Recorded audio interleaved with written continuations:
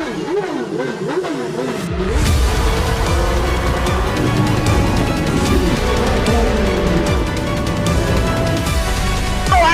the two of them. The inside of Coates. Barker gets too heavily involved. And that's Whitehead and Coates.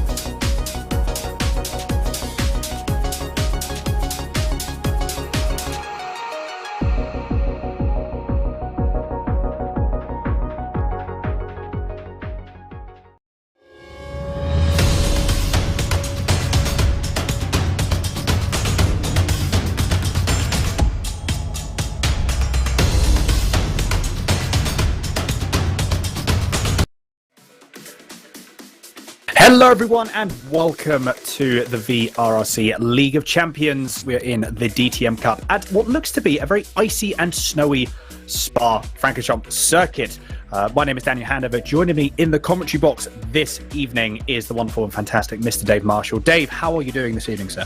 That was a bit too complimentary for my liking, but yeah, it's very, very festive, isn't it? It's nice to see. It is indeed. It is indeed very festive, as you say. We saw this at Nürburgring, and we're seeing the same again at Spa. It's very lovely. I've not seen a Spa in this sort of like snowy conditions, so it's quite a nice change. Yes, round 4, the finale of the DTM Cup.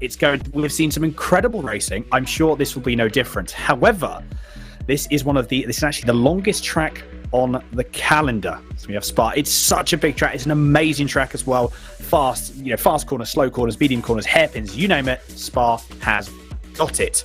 I think, Dave, we obviously have been speaking about as well that each of the car favours a different sort of circuit. And at the moment, from what we were hearing from the drivers and also what we were talking last week about, the Alpha may not necessarily be suited here. Yeah, so that's been the big talk throughout this entire championship, hasn't it? You know, you've got 3 cars. The Alfa Romeo, that's 4-wheel drive. The other 2 that are rear wheel.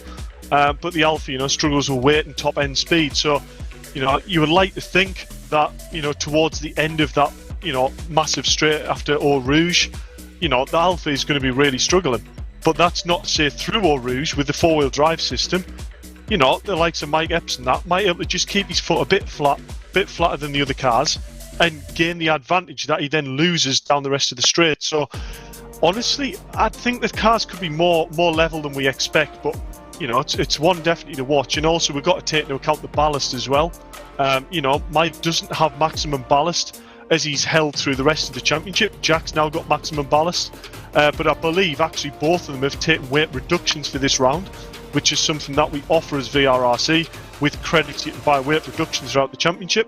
So they have both opted for a 50% weight reduction on what they had. So Jack's down to 20 kilograms and Mike Epps, I believe, is at 17 or 18 kilograms. So it's definitely going to be interesting to watch regarding that. Well, very, very true. We're just looking at the timing screens here. Robin Walters, though, we saw this in practice. We saw at the start of practice he was already on the ball and he was really putting in some quick times. However, less than 2/10 away is Jack McIntyre, and less than 2/10 away from McIntyre is Michael Epps. This is going to be very, very close indeed. We also do have as well, going into this round, we actually didn't realise, we were just discussing it beforehand, weren't we, Dave? The championship points, the championship standings are actually incredibly close. So potentially race 1 or race 2, I mean, it could very well all be the difference. Similar to what we saw in the Porsche Cup, in previous rounds, it could come down potentially to the last race. Yeah, it massively could. 5 points there between Mike Epps and Jack. 1 point between Robin and Jordan, and that's not to say we're looking that Mike Epps might get Jack and Jordan might get Robin. This is a chance where all it takes is Jack and Michael not to have the best run in race 2, and Robin Walters could soon see himself actually go up to first place. So the points are close enough that we could have a complete turnaround here. I know, and that gets me really excited. I don't know about anyone else, but that gets me so excited. Like I said, the Porsche Cup was the same. We didn't necessarily know what was going to happen realistically, until the last corner of the last lap, because it can all change, as we have seen. Some really good performances that we did see, obviously last round as well. Some really good racing, really close racing. Robin is racing, as we say, touring cars is what we like. But Dave, more so for yourself, because you understand the drivers more, you know about the drivers. What and who's going to be the person to look out for? Who's feeling confident? Because obviously I know you speak to them quite a lot. Who's feeling confident? Who maybe isn't necessarily feeling confident as well? We saw, like I said, some really incredible performances last round. Is it going to be something similar? We're going to see the same drivers up there this round, do you reckon? You know what? I think you've got to put money on Robin. He's been a driver who, over the championships, has been getting, a better and better hand on how it's run in the car feel. And, first 2 rounds, wasn't lucky, didn't go necessarily his way. Look at last round. He looked like the driver that was set out to win the championship, to be fair. And he's come in, time practice, he's yet again top of the timing sheet. So I think if we didn't say Robin Walters is the favourite for this round, it would be a bit foolish, but the likes of Jack and Mike, them are still going to be there. Max Edmondson shown really good pace as well, and Jordan Brennan, who is notoriously leery to drive, gets it very sideways, great to watch, but you can never rule him out either. No, this is very true. Like I said, it's definitely not a one-horse race, is it? There's going to be some hard racing. We know that 100%. It's going to be really.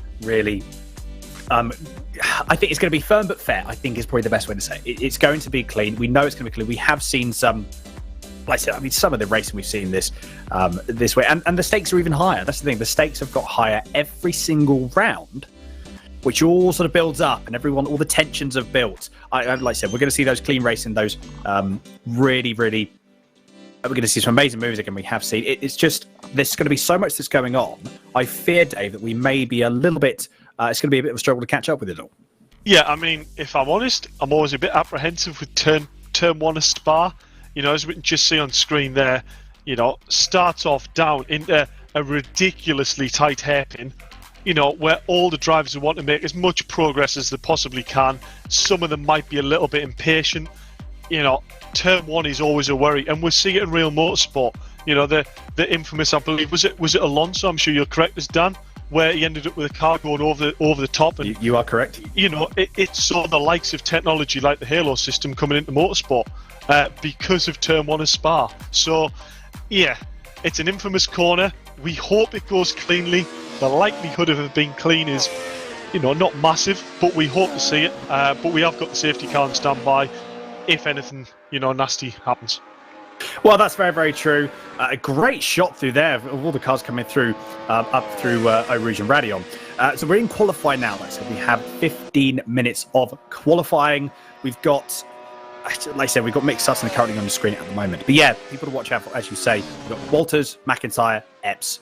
Edmondson as well has definitely been there. He has been there or thereabouts, so that's one person to obviously watch out for, as well as Stapleford. I say it's probably not even a 3-horse race. This is potentially like a 5 or 6 car race that could be battling for the podium. It depends. Again, there's so many different. I think we spoke about this a little bit about this last round, didn't we, Dave? Is at Nürburgring, and with the competition that we saw, one small mistake could be the difference between first and potentially, in some cases, third or fourth.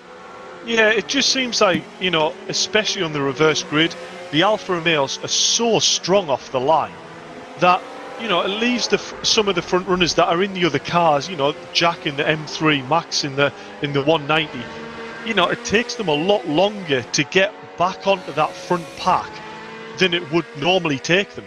And it develops this sort of moving surge to the Alphas, and trip over each other slightly, and it can lend that, someone who isn't necessarily running at the top speed or top pace of the weekend, comes away and is like up the road and can't be catched. So we'll see about Spa. I've mentioned about turn 1. We've got that ridiculously long straight up and over Eau Rouge, up to the right-hander. I think it's going to be a case of whoever sort of gets the initial good run up Eau Rouge is going to have to be severely defensive, but then hopefully people behind will trip over, essentially. Well, yeah, again, like I said, there's lots and lots of factors. Eau Rouge is such a bit... It's weird, but you don't necessarily see that much. We've got a great all-board shot as well going through. That's one of the corners I actually really wanted to talk about, Blanchimont. That is going to be a very, very tricky corner, especially not necessarily for the Alphas, but more so for the BMs and the Mercedes. Yeah. I think probably the BM is just a little bit more leery than the Mercedes itself, but yeah, as you see, Jack, they're trying to straight line the last turn 20, very last corner of the bus stop, trying to straight line it as much as he can to get as much speed up as he goes down into turn 1 for the very first time. So yeah, Max Edmondson currently on the board, obviously with that 2:39.4, but these lap times are going to come down. So these lap times that you see here don't necessarily worry about them for the moment. Here is Michael Epps coming through up into La Source for the very first time. Driving into the corner quite heavily. Actually, we'll probably see a lot of this happening. You'll see a lot of trailing, a little bit of sideways movement on the way out, using that four-wheel drive system, planting his foot to the floor and allowing the car to do the rest of the work. Interested to see what he does and how much steering movement happens through Eau Rouge and Raidillon. I imagine there'll be a few sort of small corrections. And pitches the car in. To be fair, it looks quite composed, actually. I wonder if we're going to see if we see a similar onboard shot of one of the BMs or the Mercedes, like you were talking about, Dave. Potentially the Alpha is going to be a little bit more settled going up Eau Rouge, and that could actually negate the difference for the fact they're a bit slower on the Kemmel Straight. Yeah, for sure. You will not see the Beamer do Eau Rouge quite that smooth. You just simply won't. It's one of them things where the Beamer almost feels like it's a little bit floaty. It's not quite digging into that tarmac. The Mercedes here, as we jump on board with Robin, you can see quite a lot of understeer. Just keep within track limits there over the red and white. But you can see quite a lot of understeer, a little bit more settled. If you jump on board with a Beamer through there, it'll be a little bit of left, a little bit of right, a little bit of left, trying to keep the car basically level straight through it.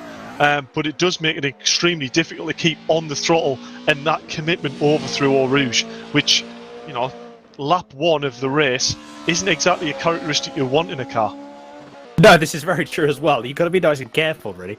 Any sort of excess movement in the, I think generally you've got to try and be as composed as possible, get the tyres warmed up.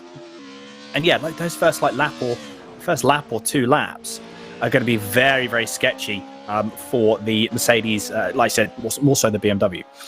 Currently still on your screen, Robin Walters, Sector 1. He was a 10th off at the moment, so not too bad. I wonder what he's going to go through, what he's going to do in Sector 2 as he goes to the second part of Pouhon and going through into turns 13 and 14, campus chicanes.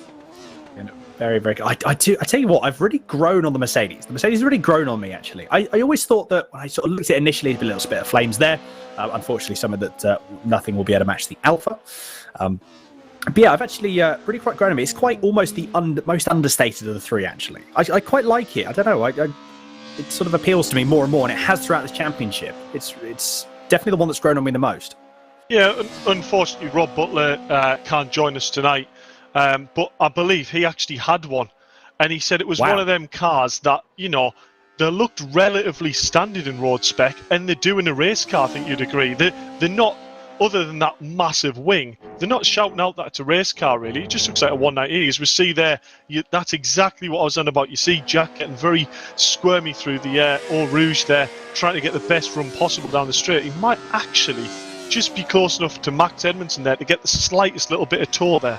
But yeah, as I say, I do like the Merc, but I think the Beamer's got the soft spot in my heart with the rally background. Yeah, to be fair, I am indeed a BMW man myself. I do love the old E30s. Actually, I say him that. The Mercedes looks understated. I mean, to be fair, the BM does as well. That looks the most normal of the 3 cars. True. It's actually sort of only really just dawned on me now. It almost looks like a standard old E30 M3, just with a thumping great. That makes it quite cool. It does indeed. I know what you mean.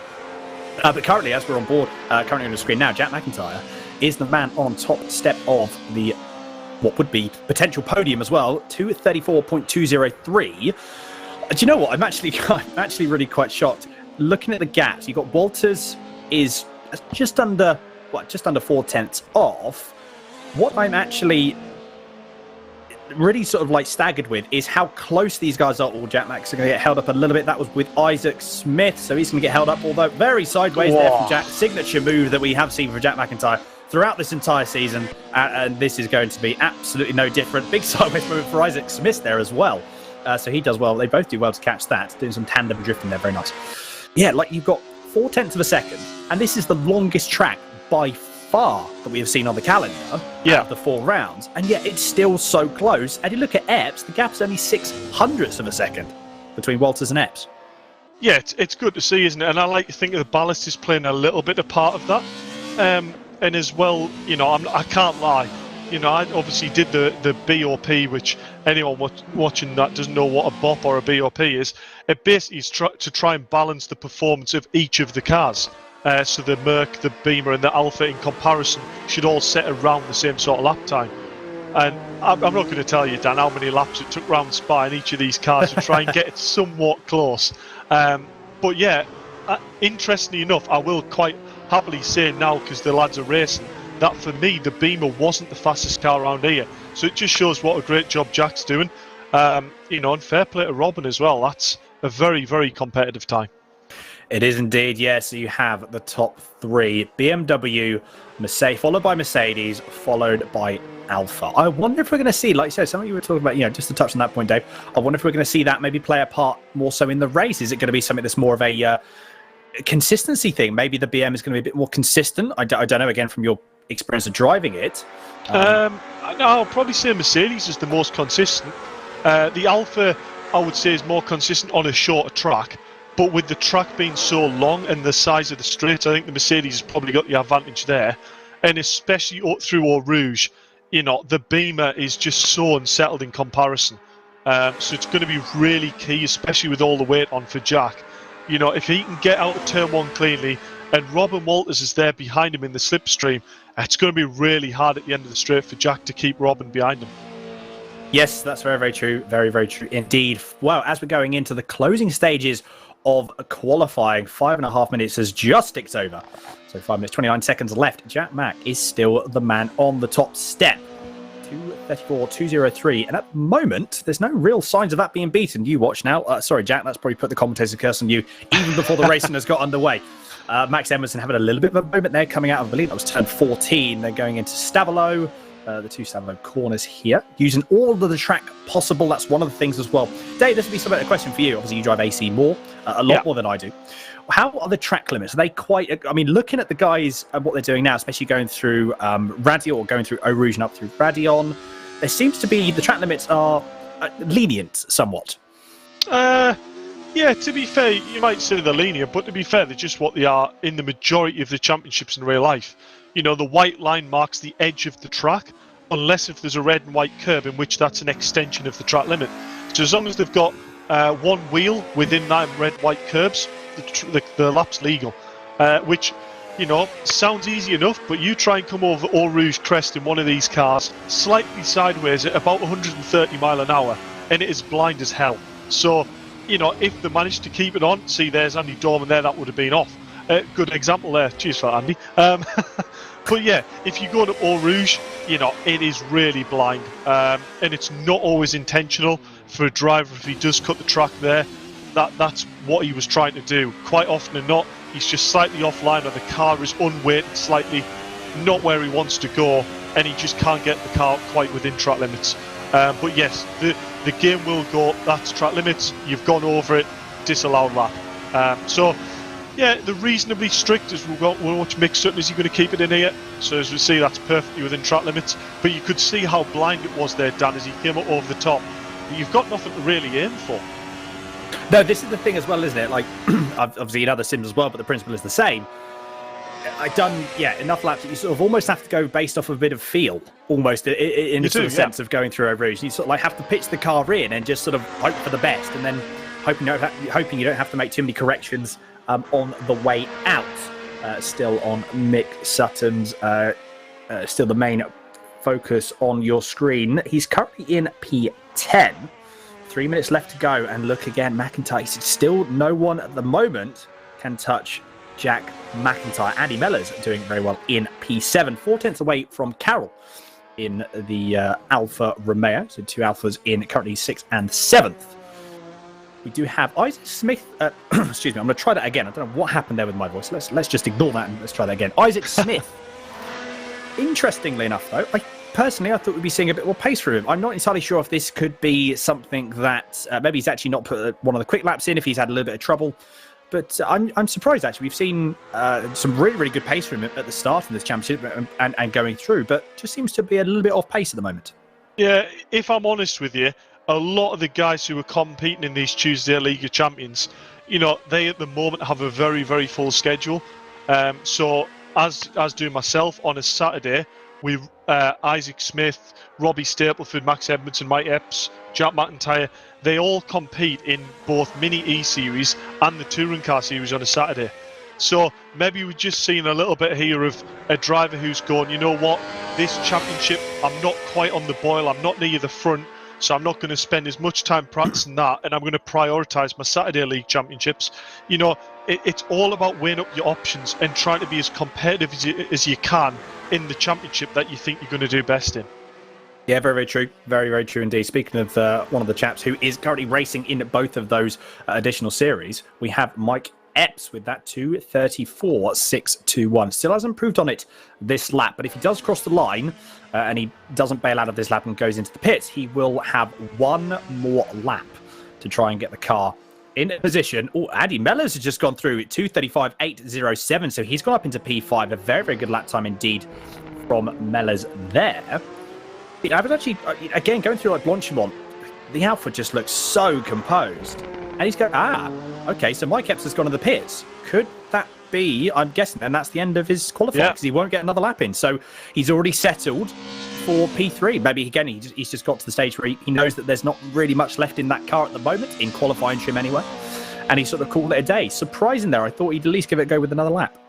Yeah, maybe it was just, I don't know, miscalculation of fuel there, maybe. Or I'm not quite sure. Maybe he just thinks he doesn't have much left in the car. But yeah, interesting enough. But still, second row of the grid there, behind Jack Mack. We've seen what them Alphas do off the line, haven't we, Dan? Down to turn one. It's a long enough straight, this could be really a one for Mike to go, right, I need to commit to this, chuck it up the inside and see what happens. Yeah, I know. This is the thing. Like I said, we know what these Alphas are like. We know how aggressive they can be on the starts and how just generally just a bit unstoppable. So yeah, and Isaac Smith, there we go, P5. So there we are. So this is the sort of pace that we've been seeing from Isaac. As you say, priorities I can imagine obviously kicking in there, but only 3 tenths away from Edmondson and just under 2 tenths away from Andy Mellors, just in front of Andy Mellors. So to be fair, very, very close indeed. We have obviously Epps has finished, Stapleford has finished. We are at the end of qualifying. So Jack is currently on a fast lap, although I don't know if he's really trying at this point or he just goes, he knows he's got pole. Got to watch out for Walters, obviously, because he still hasn't finished his lap yet. So he's not completely out of the woods yet, as we see in the bottom right-hand corner of your screen, his onboard, as it were, or as onboard as you can get in the virtual world. And you can look at the steering inputs again. It's just constant movement on the steering, constant adjustments, trying to make sure you balance the power with the steering, with the grip available to the tyres. Interesting to see what he's like through Blanchimont, because that's going to be well, I can imagine the amount of steering movements that we're going to see through there as he goes through. To be honest, actually, I'm going to completely take that back. Jack's just shown me right up there. That was just absolutely no movement until pitch the car in. Interesting. I'm quite surprised at that, if I'm honest, to be fair, Dave. Yeah, and if I'm honest, I've just noticed there as we're talking, the big shock for me is Jordan Brennan down in 11th place. Now, that isn't a driver who's trying to prioritise. Yes, he is competing in both, but that's just a driver who hasn't quite hooked up his lap there. 11th place for Jordan. He's fighting for the championship here. Yeah, interesting to see. Potentially, again, just might not have found a footing, or potentially as well, yeah. It's just, at the moment, Spa is causing him a few issues, but he's got 2 races to go.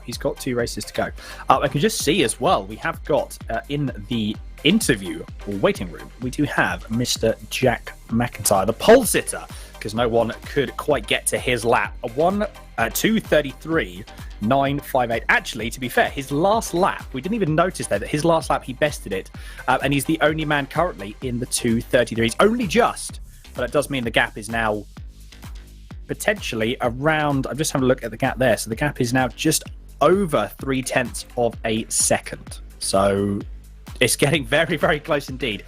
But yeah, it'd be interesting to see what Jack thinks about the situation, what he thinks of qualifying. How confident is he? That's one thing I'd like to know. Yeah, and how worried is he about that Alpha? Let's go. let's go and find out. I'll go and have a word with him. So down the commentary booth, we should have Jack McIntyre. Are you there, Jack? Hello. How are we doing, Jack? Yeah. I'm 33. I mean, that would have been a fair hooked up lap. As I say, a hooked up lap, as much as a hooked up lap as a Beamer can offer. Yeah, just about. It was pretty good. I think I got the car set up really well last week, and got some good results because of it. So I've not really touched anything at all this week and just jumped straight in, and it seems to go well here. So no, really happy with that. Yeah, no, we were talking in the interviews here about the infamous Turn 1 at Spa. I think, touch wood, you're far enough ahead that if there is a bit of carnage or there is a bit of a snag, that you can you've got that feeling where you want to just get the nose in, get on the power and just get clear of that corner as quickly as possible. But you do have Mike Epps behind you in that Alpha. It must be a little bit of a worry, is it? Oh yeah, definitely. The Beamer's been really tricky to get off the line for the whole season, so I'm not expecting to be in first at Turn 1. So it'll be interesting, to say the least. I think Mike's going to be super quick off the line with the 4-wheel drive. So yeah, we'll just have to see how it goes. Play a little bit safe into Turn 1, then hopefully can make up some time if I lose any later on in the race. Yeah, the last question before I let you go and get ready for the grid. How difficult is Eau Rouge in the Beamer? Because I mean, the Merc does look quite planted and quite understeery through there. The Alpha is obviously 4-wheel drive and it's just a complete brute through there and it's mega. But the Beamer, I take it, is a bit lively. And is that an area of the track where, especially in lap 1, that you'd be a bit wary of? It's pretty wild, yeah. Compared to the other two, I think the Beamer's a lot lighter, so it's not as planted through there. So I mean, we'll just have to see how it goes. It doesn't feel too bad going through there, but with race fuel and medium tyres and cold ones at that, it might be interesting, but it's always worth just backing off a little bit and losing a little bit of time just to keep it safe. So, although having said that never really works out in the race, does it? We'll see how it goes. Oh, well, I'll let you go and concentrate ready for the race, Jack. But nice one for putting it on pole and good luck for race 1. Cheers, mate. Thank you. And there we go, Dan. As simple as that. He sounds quite calm, doesn't he? He does actually. To be fair, I was looking at it. I was hearing it. It was like there was no nerves at all. It was just sort of like, yeah, cool. It's gonna be good fun, enjoying it. Alpha's gonna be a bit quick, but we'll work with it. I mean, to be fair, like a man who is confident is, I think, well, like I said, that was as cool as a cucumber for Jack McIntyre. And so he obviously knows, because he was getting all excited as well, wasn't he? You could hear the excitement in his voice about the setup. He knows he's got a good car underneath him, which that's so crucial to giving you that confidence and being able to know where your car is, know that the car's always going to be under you, and really just allow you to capitalise on, well, at the fact, let's be honest, Jack starting on pole. That's going to be a very, very crucial thing. Even if Mike Epps does get the jump on him going into La Source, I wonder how this is going to go come the end of the race. Yeah, if I'm truly honest with you, I'm not sure how easy that's going to be to defend going into Turn 1. You're going to have Mike there incredibly determined to get the best launch possible, but also Robin, who wants to do the same, and then the slipstream down Eau Rouge.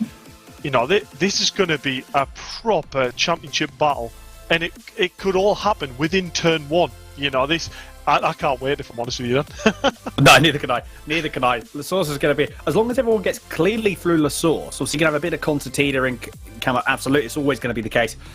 Yeah, as long as everyone gets cleanly through Turn 1, and I suppose as well for the first time, it's got to be single file through Radion and Eau Rouge. I mean, if anyone tries to go too wide through there, they are very, very mad.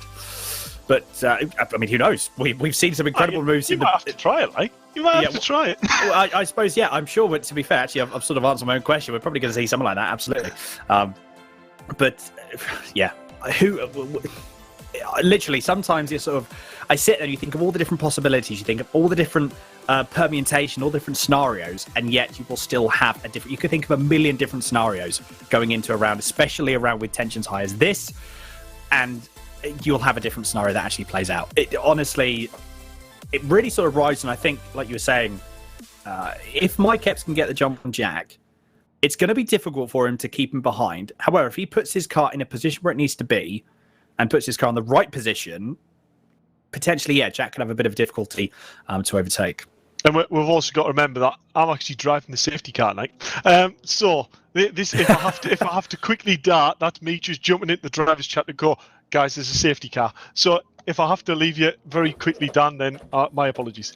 No, that's fine. That's fine. At the end of the day, obviously, Rich, who currently normally drives a safety car, isn't very well. So, Rich, if you are watching, we do wish you a very speedy recovery and hope you do get better soon. But we are just about to get underway for race 1 of the League of Champions VRRC DTM Cup, and we are away. It seems to be a relatively clean start for everyone. Look at Mike Epps. He can't quite get the jump. Jack got a blinding start. Obviously, Mike Epps is up to second place, but he couldn't. As I say that, he's just been spun around twice. I'm not entirely sure who that was from there.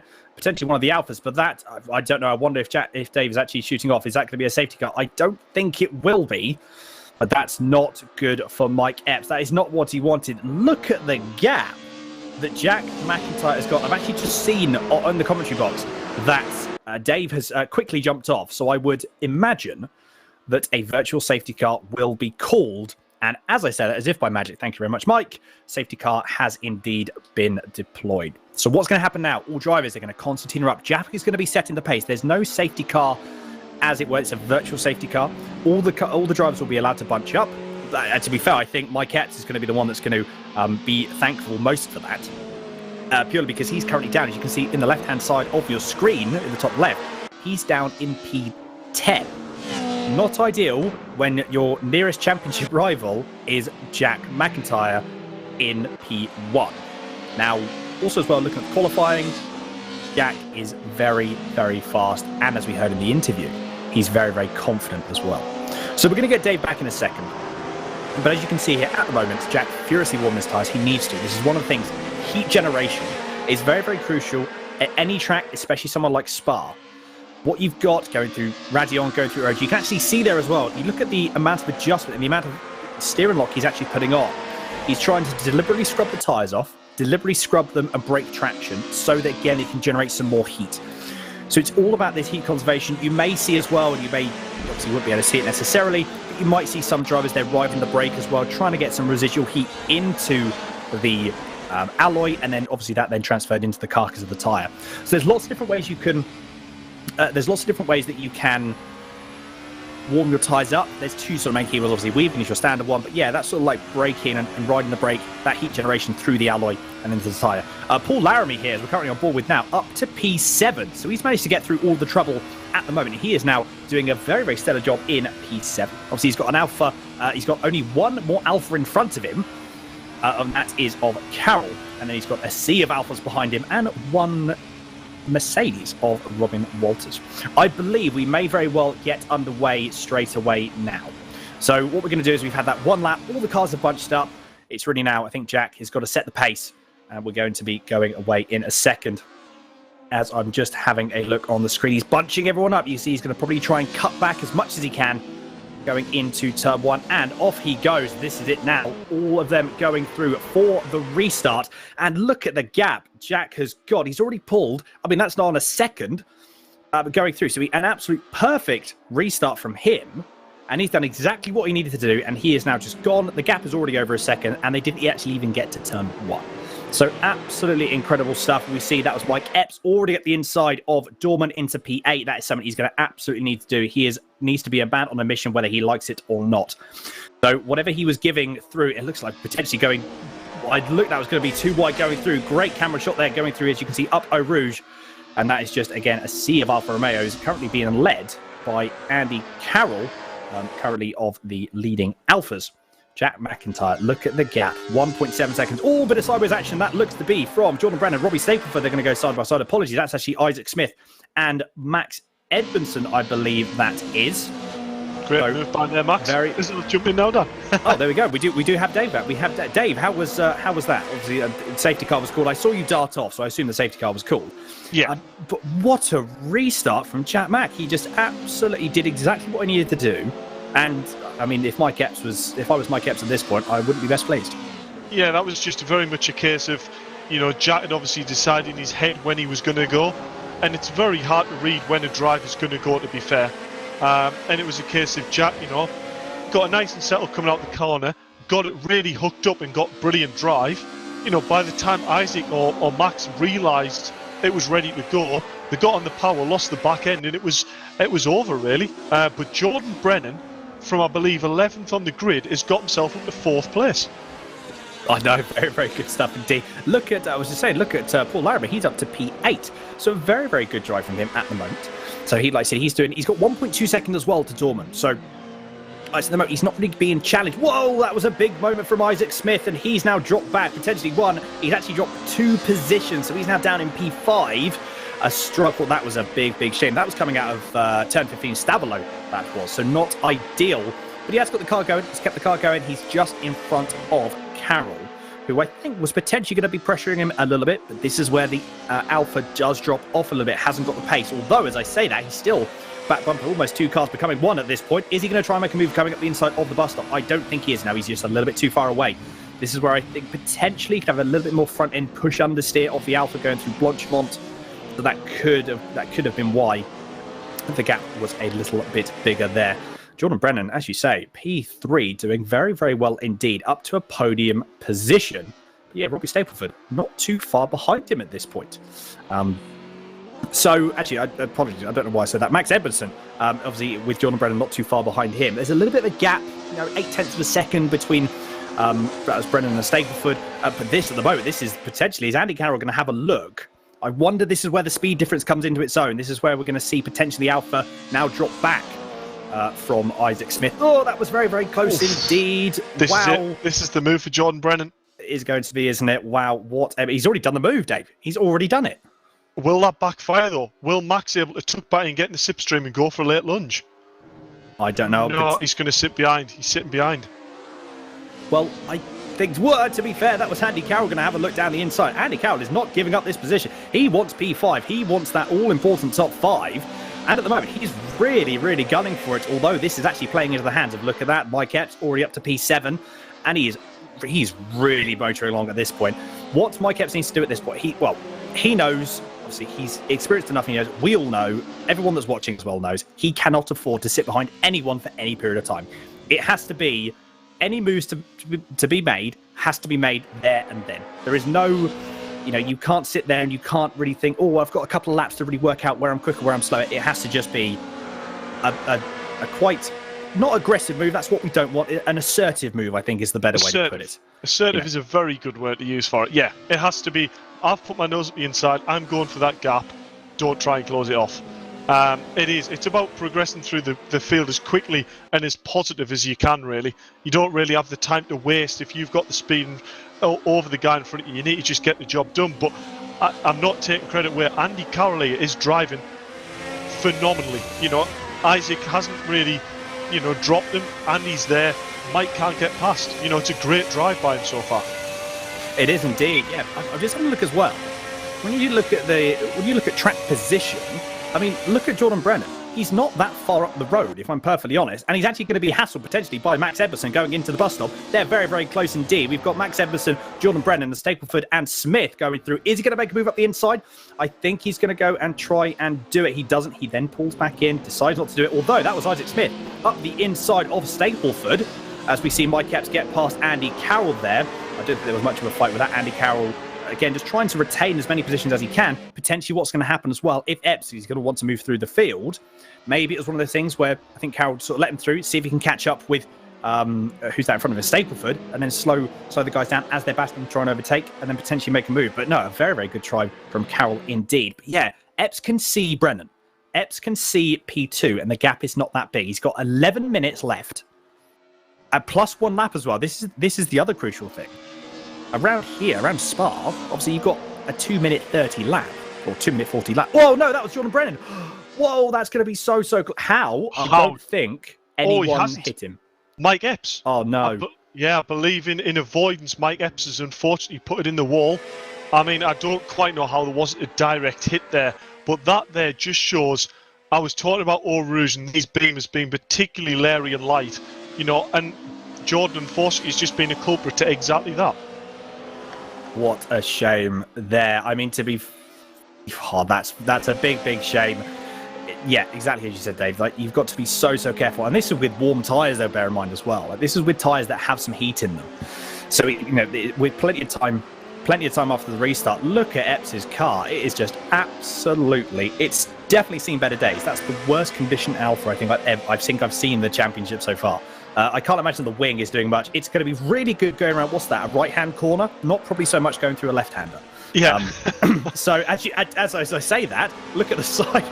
Look at how sideways Mike Epps was getting through Pooh on there. So, yeah, he's going to be trying to... I think this is damage limitation at this point. We do have the reverse grid as well, bear in mind. But at the moment, where Epps is, he's going to be sitting... Well, at the moment, probably bang on P6. So he's not actually going to make any... he's not going to make any positions from the restart, from the reverse grid. He's not going to lose any positions. But he's getting pressured a bit, to be fair, by Rob Walters. I mean, if I'm perfectly honest, yes, the car has seen better days. So if Walters can get by, or maybe he'll sit behind if they're both catching up with... that's Carroll in front. Gap's 3.3 seconds. Not a lot of time to do it, but if anyone can do it with a damaged car, it's definitely Mike Epps. Yeah, I think this is definitely going to go back to what you were saying before. Robin, as we see there, authoritative move. He just needs to get the job done, because on a straight line now, that Mercedes is going to be outright miles faster than that Alpha. So he's through. He's going to try and close on the back of Andy Carroll there. And honestly, the speed Robin has in this car, I wouldn't be surprised if we see him going up and trying to fight Robbie Stewart for Isaac for a podium spot. Well, again, like, you look at the gap isn't too far ahead. So you got Smith, that's Edmondson, Smith, Stapleford, they're all very close, about sort of even Stevens at the moment. Obviously, Jack McIntyre has decided that he's just checked out, and obviously the gap is now 6.2 seconds. So yeah, he could he could have a spot of lunch on the side of the Kemmel Straight and still be in front by the time he finishes. It's just 6.2 seconds. Obviously, we have had incidents obviously that has caused that and that has helped with that. But I suppose it goes to show that even in track position, I know it's one of those things where out and outright pace is obviously brilliant and fantastic. You do need it. Then we have got to the stage where track position, especially at the start of a race, is very crucial indeed. Just having a look through we have some comments as well, I believe. We've got some on YouTube. This is from, obviously, Michelle Dunn saying, come on, Jordan. So, Michelle, good to have you with us. We've got Amy Roberts as well that's in saying, looking forward to tonight. Apologies, I haven't seen these sooner. Lots has been going on. Again, lots of stuff to commentate on, as you can see. Max Bird's in here as well. And we also have Dave, this is a question for you. Yeah. That is Paul Tunstall, I think. Where is Dave Marshall's accent from? He's Jack's uncle. We're both from Redcar. Dave must be close, judging by his accent. That would be one for you then, Dave. Yeah, not far from Redcar at all. Only probably about 20 minutes up the road, to be fair. So I come from Seaham, so another coastal town. But yeah, not far at all. Not far at all, basically. Coastal boy. Well, there we go. There we go, Paul. Well, there we are. A small world indeed, isn't it? I think that's one of the things I'm always shocked at, is just how small the world actually is. It's really, really, excuse me. It's really quite staggering. At the moment, looking back on the race, and this is Jordan Brennan, damage limitation at this point. He's only a few tenths away, a few car lengths away from Paul Laramie in the Alpha. So BMW versus Alpha. Whoa, that was very, very close indeed. And I was just about to say, that is how an Alpha should look. That is a rather immaculate Paul Laramie Alpha there. A great drive by Paul, to be fair. He's kept it clean. He's keeping it on the road, and he's putting Jordan still under pressure here. So great drive by him as well. Yeah, absolutely. Looking at the gaps sort of further afield, to be fair, the actual closest gap on track at the moment is actually now between, I believe that is that Paul? It's Paul Laramie and Jordan Brennan. Obviously, the gap is increasing. I think it's the next best one is probably, and the next closest one is, would it Stapleford and Smith? I think is about 1.2 seconds. It's all sort of, this is one of the things as well you do have is, when an accident, especially like that, happens, obviously what we saw with Brennan, it can either do two things. It either bunches all the field up, or it can potentially extend the field a little bit further apart. And obviously, like I said, Jack McIntyre extending his lead even further with a 6.8 second. In the space it took me to say that, it went from 6.7, it's actually gone to 6.9. So, yeah, like I said, Jack McIntyre just doing exactly what he needs to do with just under 6 minutes left to go. Look at it's almost the entirety of the Kemmel Straight at this point is the gap. Yeah. So very, very good indeed. Edmondson, though, is extending his lead over Smith. So the gap is now up to 2.4 seconds. But then Robbie Stapleford, look at that. Half a second is now the gap between these two. So a fight for the last step on the podium for race 1. And I'm sure with 5.5 minutes left, it's not going to be easy for Isaac Smith to stay ahead. Yeah, for sure. I mean, this Robbie Stapleford battle is definitely one that it is not done, is it, Dan? I mean, the thing is, with these cars here, you've got the Mercedes and the Beamer. You saw there, the Mercedes was extremely good through Eau Rouge, and Robbie just dropped a little bit back off. So actually what it means is it's quite hard for Robbie to get past because he needs to get within that slipstream to try and get past the Mercedes. But the Mercedes is strong at the start point of where Robbie really needs to be tucked in behind it. So that's maybe why Robbie isn't quite getting straight past Isaac here. You know, the speed overlap on the overall lap isn't that different. But if Robbie can get within that half a second bracket up through Eau Rouge, I can almost guarantee that'll be a dive move going into the right-hander. Well, hopefully we're going to be seeing that indeed. Like I said, 4.5 minutes left, nearly on the clock. And I believe, actually looking behind, that's Carroll and Walters are going to be having a good little battle here. So Walters is really sort of making some moves forward. Potentially, I know you were saying, obviously, with Walters potentially catching up with Stapleford and Smith, that could still very well happen. Yeah. If there is a position where Stapleford and Smith start battling, all of a sudden, the 3.2 seconds between Stapleford and Carroll is going to, disappear, to say the least. That is going to come down so fast because you know for a fact that Stapleford is going to, Smith is going to be defending so hard. There is going to be absolutely no room at all for that BM to go through. Oh, as I say, that bit of a moment going through the bus stop there for Stapleford. He managed to keep it all in check. Wow, that was very, very well held indeed. I mean, the suspension compression, probably to be fair, the soft suspension actually saved him a little bit there, I'd imagine. Yeah. I mean, I was going to comment there before.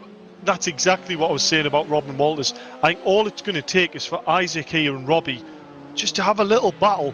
And honestly, that gap will just plummet down. Robin is not lapping slow here. So, it's not going to take much for him to get onto the back if them start the battle. But yeah, we've got Isaac Smith, who is probably... Oh, as we go watching Robin Walters, that would have been very brave to try and move up through Eau Rouge. I'm going to say, looking at this, he's going to tuck in at the slipstream of Andy Carroll here. There's not a lot Andy can do here, really. He can try and defend the inside if he wants, but I don't think there's really going to be much worth point. Robin's ducked out right there. That's going to be job done going into the right. In fact, he's even pulled in front and he's on the brake. So, job done. Good move by Robin there. But yeah, what I was going to say there was Isaac Smith in third place. Probably known to be a very, very good defensive driver. He'll put the car literally everywhere where the person following doesn't want him to be, which is exactly the sign of a good defensive driver. And Robbie Stapleford, who has been known for putting on some very risky, but also can pay off massively moves. So, that third and fourth place, if them get close enough, that could be absolute fireworks. It could indeed, and I'm sure it will be. However, just looking at the timings on the left-hand side of your screen, you're looking at the gap. Smith and Stapleford, it was actually 1 second. Stapleford had a bit of a moment because the gap went from not a second to just under 2. I wonder if he had a bit of a moment through Pouon. Yeah, it looks like he's gone massively sideways or something through there, hasn't he? So, he's lost a good second of time now, which is a bit of a shame. It maybe looks like maybe won't see the battle we're thinking we're going to see. But saying that, Robbie might probably have the bit between his teeth now, and he might be going for it. Well, potentially. I mean, 2.2 seconds. I suppose we've got 2 laps left as well, by the way. So we'll have one extra. Yes, we will have 2 extra laps. We've got this lap coming, which is Jack McIntyre is on around about now. He'll be crossing the line, and then we'll have one more lap after this. But yeah, this is going to be very, very intriguing indeed. As you can see at the bottom right-hand corner of your screen, Jack McIntyre starting the second to last lap. Isaac Smith dropped to 4th place. Robbie Stapleford up a position. You know what? In fact, there's Robin. There is Robin on the back of Isaac Smith now. Oh, bit of a tap. that was a bit of a tap. Another bit of a tap there. Oh, Robin Walters wants this position here. I'm not entirely sure what happened. I was too busy looking at Jack McIntyre going across the start-finish line. I didn't actually even notice. And we see that's Mike Epps in the pits. Mike Epps has gone in the pits. He's had enough. Wow, that's something I didn't expect. Yeah, I just wonder whether he's looking at the point scenario here. He's in 7th place. That puts him mid-pack for the reverse grid race, should I say. That was the wrong way around, wasn't it? I wonder whether he's gone, you know what, this car's driving like a pig. It's not really worth the points that I've got at the moment to chance being mid-pack going into the next race.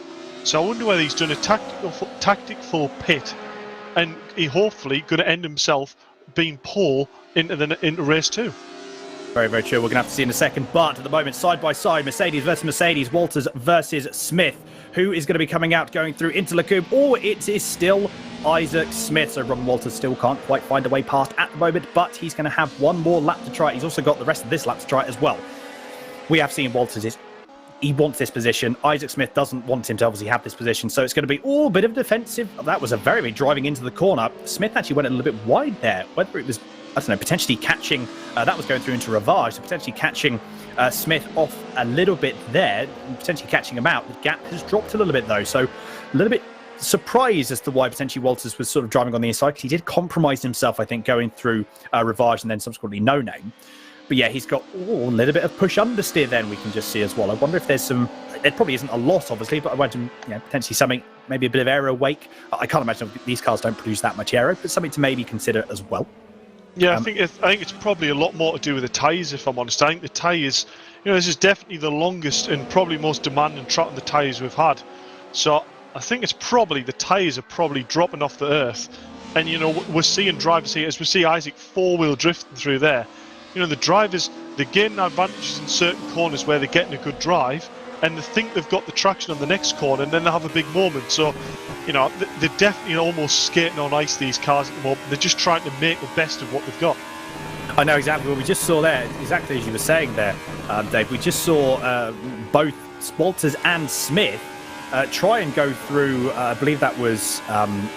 I can't remember what corner that was, the bottom of the track. They both decided to go wide, but at the moment, going through into the bus stop. This is side by side again. Oh, Walters has gone a little bit wide. That's definitely not what he wanted to do. He tried to make the move stick, just outbraked himself. Smith was just stopped on an absolute dime, exactly where he needed to stop. And I just don't think Walters was expecting it. Tried to go around the outside, but just that fraction too late of braking. Again, we actually saw this a bit in Hockenheim, didn't we, Dave? So I wonder if potentially the engine braking, he couldn't quite get sorted at the moment. And again, because he was a little bit out of sorts, being pushed onto the outside. What this has done, though, is actually put him potentially into the clutches. I was going to say put him into the clutches of Carroll. The gap was actually a little bit bigger than I initially anticipated with the camera angle. Great shot through that. I love static cameras that you can just see the cars. There's the elevation change as well. It's just the absolute most staggering thing. It's one of the tracks I want to race in real life at some point in my life. It's just absolutely insane. Yeah, for sure. It would be a mega track to race in real life, but you've also got to have the budget of a house. So we're not sure when that's happening anytime soon. But yeah, to be fair, Andy Carroll here, you can see, is still on the back of Robin Walters, who was one of the fastest people in the time practice. Let's not take it away from Andy Carroll. He is having an absolute great race here. But yeah, as you say, Isaac Smith, he's just starting to pull a little bit from Robin Walters now. Looking on this, I don't know whether Robin Walters is going to be thinking this is going to be worth a lunge towards the end, or whether he's going to be happy with the place. But also, he's going to be thinking of the championship points. But going into that last corner there, you saw Isaac was going very defensive, leaving just enough racing room on the outside, which is what he's done. Any real racing driver, goes by that. I don't even know whether there was actually a tap there, but yeah, it just looked like Robin Walters didn't get that engine brake and braked slightly later than Isaac. Ooh. And Isaac stopped it on the dime. As we see, Robin Walters here, Isaac must have ran a little bit wide. He's going to have a look around the outside of Isaac there. No, that isn't going to work. Not around Isaac, it isn't. Well, like I said, Robin Walters has been, at the moment, handed to him on a plate. Sorry, I didn't mean to make it just a small squeaking noise there, but I was a little bit, whoa, again, here comes the squeaking noises. That was, again, you can just see the tyres, well, like exactly you were saying, Dave, the tyres just can't quite they're really just, as you say, almost skating on ice. Walters has got a really good runner coming down. Is he going to try and even actually make a move going through Blanchimont? This has to be it. This has to be it. He is. He's going to try and go around the outside of Blanchimont. How is this going to work? Too wide of all the corners to make it in the world. They're going to try and go through Blanchimont. Oh, that's a bit naughty from Isaac Smith, running him on the outside. That was a little bit too naughty. But look at that. Jack McIntyre does take the win for race 1. What a dominant drive for him. 12 seconds is the gap. That's absolutely insane. Fair play to him. Max Edmondson in P2. Oh, that was, I can't remember what that looked like. Andy Carroll that was going a bit wide. But still a drag race to the line for, that is Smith and Walters. And unfortunately, unfortunately for Walters, Smith does take P4. That was a great race, that wasn't it? That was so good indeed. I mean, to be fair, and there we go, Jordan Brown looking at a very, a sorry looking car, currently in P8. A good recovery drive though, manages to keep it in. But look at Mike Epps, P9, and he's going to be starting on, I believe that is P3 for the reverse grid. Yeah. So I mean, we'll have to try and get a statement from him of why he pitted. Maybe the damage was too bad, or maybe his wheel wasn't pointing straight and it was just too hard to drive there. But he's ended up coming out into 9th place. Jordan Brennan as well. Them both need to really work together next race just to try and get as quickly through the grid as they can, even maybe help slipstream each other, because for all the championship rivals, that's going to depend on how quickly them get through to how quick Jack, Max Edmonds and Robbie all close that gap on them. I know. Well, like I said, we're not going to have very long to wait until we do find out. As that was, I'm trying to think who that was. Just bringing up there, that was Mick Sutton, I believe, just popping into the pit. We've got your result standings here. So yeah, Jack McIntyre, I mean, 12.1 seconds was the gap. What a dominant drive. I know he said he was comfortable and he had a good setup, but I didn't realise he was that comfortable. So really, really good stuff. Max Emerson taking P2. Robbie Stapleford in P3, the last of the podium positions, with just missing out is Isaac Smith, obviously in P4, and so very close, so near, but yet so far was Robin Walters, and the gap being, as you can see, that 188 milliseconds. So that was the difference between P4 and P5. Andy Carroll P6, Dorman 7th, Brennan 8th, Michael Epps in P9, and Andy Mellors in your top 10. Paul Laramie P11, and Mick Sutton in P12. I know we've got some quick. We've got the drivers. We do have, I believe. Yes, we do indeed. We have the top 3 in the commentary booth. But I'm going to have a bit of a mull over with Smith and Walters, actually. I'm going to have a bit of a mull over of that thing going through Blanchimont. I want to have a think about that, actually, to be fair. Well, I'll ask you with your thoughts when I come back from the interview. Sounds good. So we'll go down to the interview podium here, and we've got 3rd place, Robbie Stapleford. Dave. One of them races I think you probably want to do a bit more from where you were, but 3rd place, it's good points haul, and more to the point, there's some very big championship contenders that haven't finished very well in that race. Yeah, I got a decent start, and I knew I didn't have the pace anyway to battle Jack, so just plodded along and came over in 3rd. So yeah. Yeah, it's a pretty uneventful race for you. But I mean, going into the next race, have you got any expectations or any drivers that you go, I need to sort of finish ahead of him to try and keep my championship alive, really? Because I know it's very, very close between you and Isaac Smith. Just staying on track, and I'll come where I come, really. Yeah, I mean, one last question. I mean, I asked Jack this earlier. I mean, you've obviously driving the BMW. How Larry is it through Eau Rouge? Is it as sketchy as it looks, or? It's not that bad, really. It's if you get it tucked in on the inside, it just goes round. But if you miss the inside, then it just goes all over the place. Game over. Yeah. Well, it's good to see Robbie. Good luck in going into race 2. Yeah, we'll speak to you hopefully afterwards. Yeah, thank you. On to our P2, Max Edmondson. I mean, what a drive from the start that was. I mean, you didn't let off the pressure, did you? I mean, yeah, made a mistake in a turn 1, which obviously led to a little bit of an incident, but apart from that, it was a bit of a clean race, just kept my head down, didn't make any mistakes. Yeah, I mean, it looked, and on the timing sheet, he didn't really have much to offer for Jack, but what's your strategy going into race 2? Are you going to try and work with him, or are you going defensive and going to try and, basically keep the championship alive? I mean, I don't know if I could do anything better in the championship, but it's always good to work with a faster driver and just try to get through the pack, isn't it? Yeah, I mean, I actually said it was between Robbie and Isaac, but what I actually meant was, between you and Robbie is very, very close. So I don't want to cause any battles there, but, it does matter. Right, anyway, we'll move on. Congratulations, Max, with the result, and good luck in the race too. Yeah. No more. And on to our winner, Jack McIntyre. Hello. I mean, you made that a bit boring for us, didn't you? I'm not sorry at all. Got a really good start. I don't know how. Just hooked it up perfectly. I've jumped the gear in for this week, so that might help a little bit. But yeah, got really well. And the safety car was a bit of a bummer because I had quite a bit of a lead going down into 10-2. But now I managed to get a good restart as well. And yeah, just kept the pace up and kept it clean. And yeah, got the win. Yeah, I mean, you say that about the safety car.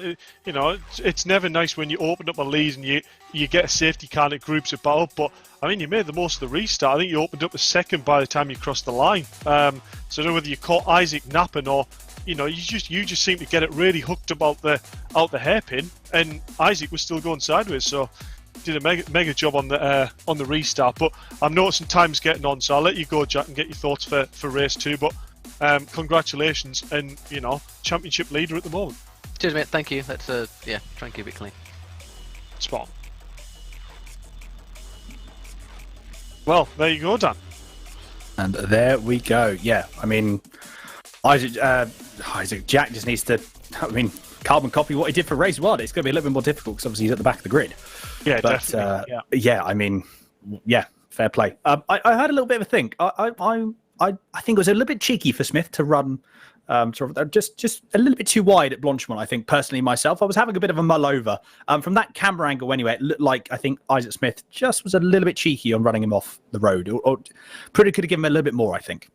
Yeah, I mean, if I'm truly honest, that's probably quite typical Isaac, very aggressive, background in karting, It's what they know of. If a driver goes around the outside, it's basically offending the driver. So, I'll let you take control for the start of the race anyway.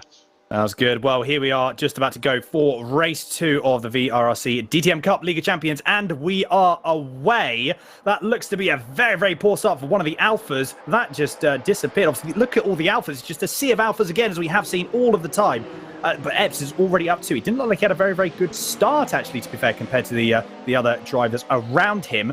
But everyone does get through cleanly this time, as we do see indeed. The safety car bringing up the rear. All going to go through. Are we going to go too wide? We are going to go too wide. That is Epps and Laramie. What a move there for Laramie, trying to get around the outside. Going through, I think that was actually Epps trying to make the move on Laramie there. He does indeed do it, and unfortunately Laramie does lose out a little bit. He's dropped down into P7. A P8, I should even say. But look at Jack McIntyre already up to P7, Edmondson up to P8. But yeah, Epps is going to be trying to look through, and that is through Jordan Brennan, having to do a bit of a defensive drive there, but he does slot back into P3. Almost trying to get the cutback, actually, to be fair, on Mellors. Is he actually setting himself up going through into Rivage? He could very well be, and I believe that is going to be carbon copy if Mellors doesn't try and take the defensive line. He does. Well, hey, this was going to be interesting. I think Epps didn't really know what Mellors was going to do at that point. But look at that. All of a sudden, the space of a quarter of a lap, Epps has come up and he's leading the race. Exactly what he wanted, exactly what he needed to do. Oh, that's Isaac Smith. Wow. That was definitely the save of the season. What a save there from Isaac Smith. Going through into No Name, completely sideways, manages to get the car straight. And off he goes. He dropped down into P10, but more importantly, no damage, and off he goes. That was a save.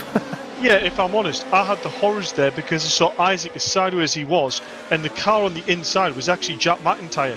So that's definitely not how you want the last race of the championship to be decided, by a driver going absolutely flat out sideways, not in control, taking out the championship leader. Indeed, that's definitely not what you want. Obviously, we had that similar thing with obviously round race 1. Where one of the title contenders obviously got, unfortunately, spun around turn 1. It went from bad to worse. And then, Jack McIntyre going through. That was Stavelo, I think. Fair play. Very, very good move indeed. That was on Mick Sutton. So Mick Sutton drops to P5. Going to get absolutely swamped side by side. And that is with Edmondson and Stapleford as well. It's going to be a bit of door banging here between there. Wow, that was interesting, I think, to say the least. How glad everyone got through. All okay. Yeah, Mick Sutton's gone from P5 to P8 in the space of about 300 yards. But at the end of the day, still a very good race at the moment. Needs to keep his head down. Well, that was, I believe, what a move a late lunge there from Smith, and that was oh dear, no, that's not gone well. That was Stapleford that got, well, that was just a little bit of everything, I think. 3-4 cars don't fit into one bus stop chicane, really, do they? Yeah, you know what I think that was? I think that was probably a case of the Beams and the Mercs tripping themselves over a little bit, and Mick Sutton coming up behind in the four-wheel drive had mega traction out the right-hander and just couldn't stop the car quick enough for what was happening in front. So probably a bit of a motorsport incident there, a bit unlucky. Robbie Stapleford unfortunately losing out with that one, and also Max Edmondson, who was unfortunately batting 12th on the grid. So when we were saying about the championship standings, you know, it's not looking great for Max. But yeah, Jack Mack already up into 4th position. Be interested to see what he can do with any progress further up. Well, exactly. The gap currently 1.7 seconds between himself and Andy Mellors. So Mellors again doing a really, really stellar drive in P3 at the moment. I think obviously he's going to have to put his defensive shoes on. And oh, that's a car spun. That's Andy Carroll that spun. That was going through, I believe, that was going through, that's not La Source, it's the other, Lacombe. So unfortunately, he's had a bit of a spin there. Yeah, now up to P11. That's a big shame with Andy Carroll having such a good first race. You know, we saw what he can actually do behind the wheel. You know, to have a little spin like that and drop down to 12th, it's not great, is it? It's not nice to see. No, exactly. It's like I said, it's definitely not nice. We always like to see drivers obviously driving on the absolute limit, but at the same time, not necessarily driving over it. An incident obviously occurs, but yeah, a very, very good display from Carroll there. It was just unfortunate, like I said, just that little bit too aggressive potentially going through. Could have been over the curbs actually. It's interesting that it's the Alpha that spun. Of all the cars that I would have expected to spin going through Lacombe, I wouldn't have thought the Alpha was going to be that one. So potentially could have been, yeah, very, very aggressive over the curbs or something along those lines to really upset the balance of the car. As we've got Stapleford and Mick Sutton, this is the gap's just under half a second. It's actually a bit less than that now. It's now 0.2 of a second. So are we going to see another move made going through into Blanchimont?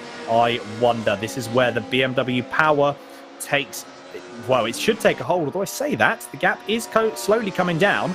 But I don't think it's going to be enough. No, it isn't. Could very well be as well. Stapleford maybe lifting out a little bit, trying to get the move done. Actually, as I say that, again, he's going to prove me completely wrong. Decides to cut the inside of Blanchimont. Whoa, that was close indeed. Mick Sutton, is he still driving in a straight line? No, he's not. That is a big, big shame. I mean, yeah. That was two went into shot and one came out. We're not sure what happened there, do we? But I was literally about to say, here comes Robbie. As a bit of almost a motto for him, but yeah, that doesn't look great. But what that has actually done is it's brought Robin Walters, as we see on screen, right into the picture here. You know, a fast runner from race 1, he could do some damage here. He could do indeed. He's already up to he's in P7 at the moment, and obviously not too far away from P6. Oh, this is going to be too wide going through. This is Jack Mack against Andy Mellors, and what a move there, Andy Mellors, to be fair. Look at how sideways. So this is the battle for podium position. This is not what Mike Epps wanted. Obviously, exactly what Jack McIntyre wanted. Both drivers very, very good. So between Jack and Andy, very, very good racing between those two. Very respectful racing. They just about gave enough room going through Eau Rouge. You know, I was saying that it was going to be single file going through Eau Rouge. Yep, no, completely take that back. Completely take that back. Yeah, I mean, I sort of knew when you said that. The nature of these cars and the difference in speeds at certain areas on track, it's inevitable that at some point we're going to get two cars trying to go up through Eau Rouge at the same time. But fair play to them. They were very respectful. They knew when to give each other room there, and you know, it worked out perfectly. Yes, it did indeed. Very true. But yeah, like I said, good respectful racing from both their drivers. Good stuff indeed. Walter still can't quite find a way past Stapleford at the moment, although he has got still 13 minutes left to do it. So I wonder if we're going to see moves be made there. And also Andy Mellors, not too far up the road. 1.4 seconds is the gap. I wonder if Walters is maybe sitting behind Stapleford, letting him catch up to Mellors. Obviously, they're both currently catching him up. The gap has now come down another couple of tenths. So I wonder if Walters is playing the long game here, allowing Stapleford like to catch up. Maybe a little bit of battling also between them. And he's just going to slip up the inside unnoticed, hopefully. So we're going to see how that develops in the next few laps, I'm sure.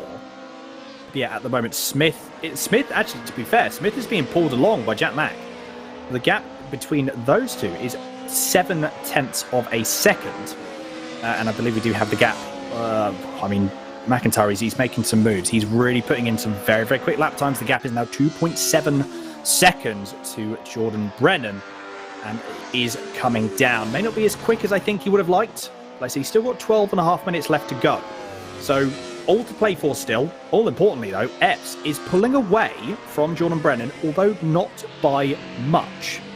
And that's the all-important thing. He's not really pulling away from Bennett, which means ultimately he's not necessarily pulling away that much from Jack McIntyre. And this is now become a three-way battle for P5. Though, actually, apologies, I said that. Oh, no, it is Robin Walters. Sorry, apologies, top left. Yeah, Robin Walters. This is battle for P5. Andy Mellors, again, he's got to put his defensive driving shoes on again. I want to... Oh, a little bit wide going through into La Source. That's not going to hurt. That's going to hurt his chances, definitely. But Stapleford, though, can't give... Again, we just see that Alpha dominant traction just absolutely working to a T there. Even if you get it a bit offline, boot full of power, off you go. Yeah, I mean, the Beamer there as well, let's face it, wasn't exactly hanging around, was it? It dropped that Mercedes there, but as you see, look through there, you know, Mercedes a bit more planted, and this is this closing speed I was on about at the end of the straight. He's going to be having a look, and he's going to be going, is Robbie going to try and make a move? If not, I'm going to have a look. In fact, this is what the worst scenario. You know, three drivers trying to all get the same overtake done before the right-handers. We see Andy Mellors there completely miss his braking point. It may be actually distracted Robin Walters as well. Let's hope Andy Mellors doesn't come back on the track, which he hasn't. That's nice to see. But yeah, Robin Walters there, I think just got a little bit out of control there, looking at Andy Mellors miss his braking point, and it's just allowed the gap between him and Robbie just to open a little bit again. Yeah, I'm wondering actually, to be fair, like the nature of... I mean, it didn't look like Mellors braked at all. So I wonder if he had potential hardware failure. Again, it's something we have seen, unfortunately, in these championships. It does happen as well, almost like real life. You know, real life driving, you have mechanical failures. In the real world, you do potentially sometimes have hardware failures in the sim world as well. It is a very big possibility. Probably not as common, but it can happen. So hopefully it all gets resolved soon for Mellors. But I mean, you'll back me up here, Dan. It always seems to happen at the worst time as well. Yes. Like, it never happens when you're not trying to get your lap times down or, you know, try to do anything like that. It's when you brake and going into a chicane and there's a pack of about 16 cars in front of you. Yeah. You know, well, it does. It just always happens at the worst time. Or as we see there, Robbie Stapleford getting very sideways. Robin Walters is going to definitely have the run, but he will be perfectly aware that if he tries to go around the outside of Robbie here, there won't be much room given. But he's going to try and go around the left. Are we going to see roles reversed here? Well, we might do indeed. Oh, that was a bit. We got some room there. And look at that. Walters makes the move. Done and dusted even before Blanchimont. Are we going to see Stapleford going to come back? Is it going to be last and late breakers? Walters has gone defensive, but not enough. So Stapleford's going to try and get the inside. He doesn't quite do it, although it looks like he nearly missed his braking point. I thought he was going to go sailing into the back of Walters then, but he does get the car stopped. I do feel sorry for the engine there. That must have been absolutely bouncing off the limiter, piston shooting out the top of the bonnet there, trying to use the engine braking to slow the car down. If we got here further down the field, this is Dorman versus Sutton, Alpha versus Alpha for P8. These guys are having a bit of a ding-dong, which is really good to see. We've got battling all the way through the field, which we do like. Do you know what? Robin Walters is just, at this point, he's checked out. He's already set 6 tenths away from Stapleford, so he's a man on the mission now. He's got 9 seconds left. He's got to try and get 5.6 seconds. I mean, realistically, you've got Isaac Smith, not a slow driver by any stretch of the imagination. The gap is going to come down. We have seen Walters do some very, very good lap times indeed. Although, is it going to come down by 5 seconds? Potentially not. But at the moment, the battle here, look at Jack McIntyre. He's already on the back of Jordan Brennan. More importantly, though, we have Mike Epps is a little bit further up the road. So, Jack, you can see the concentration on his face. Look at that. Is a man, the red mist I don't think has quite descended yet, as we saw potentially at Nürburgring. We're seeing a bit more of a smoother driving style here from Jack, as much as he is wrestling the car. I definitely think that, Nürburgring was the most aggressive I've ever seen him drive, to be fair, Dave. Yeah, I mean, there's definitely no red mist there. I mean, look at the blue on it. I mean, it is very much a case of he's driving very much within himself, driving within the car limits, and you can see Jordan struggling. I mean, look at how sideways he is. He's just going to bide his time, 8 minutes left of the race, and he's going to go, you know what, I'm going to wait for a chance of when Jordan goes sideways, just put it up the inside, but actually he's going to try it around the outside, going at the left-hander. Oh. Yeah, he's just had to back out of that because that was never going to be a move that was really going to pay off. But you can see this is where it's maybe just worth Jack just trying to back off a little bit and let Jordan, psych himself out a bit, realise, Jack's right there, he's going to make a mistake, and then Jack will be through. But instead, they're almost just tripping over each other slightly here. I mean, not that Isaac's close enough that he can really take any advantage of that. But as we see, it just meaning that Jack's having to work very hard with being so close to the car. He is indeed, yeah. We see Brennan as well going a little bit of a defensive lie going into Blanchimont. That could just be actually a line thing about. Oh, they both go very, very wide. That was close indeed. They're going to go side by side now, potentially going through the bus stop. Is Jack Mack going to try and go around the outside? I think he isn't, but he has allowed. Oh, I mean, how is Brennan keeping this car in? Well, he's not really keeping the car in a straight line, but how is he keeping it from spinning? I think is the better way to put that, because he is just absolutely driving the wheels off of that car, trying to keep Jack McIntyre behind. And he's been successful so far. Mike Epps is sitting there going, you crack on, chaps. I'm just going to sit and clear off into the distance. He has indeed. The gap has come through to 3.1 seconds, so it is going up. I don't really think Jack McIntyre, I mean, to be fair, look at the championship points. Does he need this position to win the League of Champions? I mean, Dave, our resident mathematician here, I don't think he does. He doesn't, no. No, he doesn't. So Jack, as it stands at the moment, is, provisionally the championship leader. You see Jordan Brennan there, yet again, get very sideways, and has somehow managed to keep Jack behind him. But in the slipstream, Jordan needs to go defensively. He needs to tuck right to keep behind, and he doesn't. So Jack's going to put it up the inside. This is going to give him the inside line to the right-hander. Job's done, really. Well, you say job's done, although look at Brennan. He's not wanting to give that position up. He is putting Jack McIntyre through his paces, as I say, that little bit of contact there. But ultimately, it was on the inside for that. He's going to get the cut back. He's got the cut back. I tell you what, how are these guys sitting there? They're both going side by side. So they've been side by side for about 6 or 7 corners. They're still side by side, and Brennan's actually got the move back done on him. So Jack McIntyre briefly, for a split second, was in P2, and then he's dropped all the way back now to P3 again. And he's got to try and do all of that over again. So looking through there, he had turned through 7, he was on the inside. Through 8, he was on the outside. Through 9, he was on the inside again. And then through 10, he was put on the outside. But he's going to go through into Pouon, 2 wide going through Pouon. That was very, very close indeed. There is nothing between you couldn't fit air in between the gap of these two cars at the moment. And I mean, they're still both driving around. Meanwhile, look at Epps. 5.6 seconds is now the gap. They've dropped 2.5 seconds. Like I said, Jack doesn't necessarily need the win. He's going to want the win. Obviously, he wants P2, as you can see there. But, I mean, Isaac Smith, the gap is now... I'd say the gap is now, it's 3.2 seconds. That could very well come down still. If these guys battle how they have been, it very well indeed. But yeah, I mean, wow. How are these two still driving side by side? I have no idea. I've got a fair grin going on. I'll let you know that now. I've got a fair grin.